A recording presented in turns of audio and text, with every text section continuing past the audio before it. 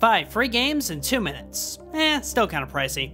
Lumen, a really impressive short student game out of the University of Barcelona. It's somewhat similar to the American McGee's Alice games, where you're this little girl with a camera. You can use the camera to take photographs to be able to shake the pictures around and even be able to move objects. It's a really well-polished game, and I'd love to see a longer adventure made out of this concept.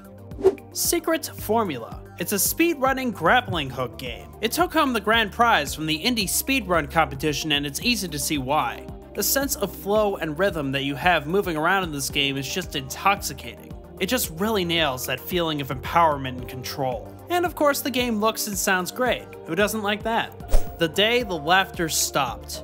Okay, for this one I have to give a big, enormous trigger warning for this game. It's intended for mature audiences only.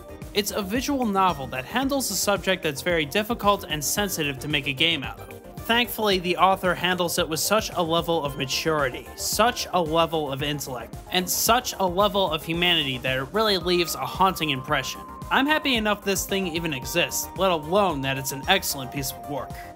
Sloth Patrol, a really nicely polished twin-stick shooter. It's a game with a nice amount of personality to it, as these guys are the people that are in charge of you, and it's a game all about maintaining a high score and maintaining your stance. It's got a nice level of polish to it and an awesome soundtrack. Really nice little game here.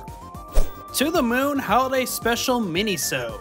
A short game from the characters from To the Moon over the holidays. It hits the same emotional chord and level of humor that you would expect from the previous game. It's something where you really do need to play the first game in order to understand what's happening here, and there's always a good reason to play the first game. Not a lot I want to spoil about this game other than to say it's fun and you should play it. Want some more free games? Feel free to click these. After you play the games, of course.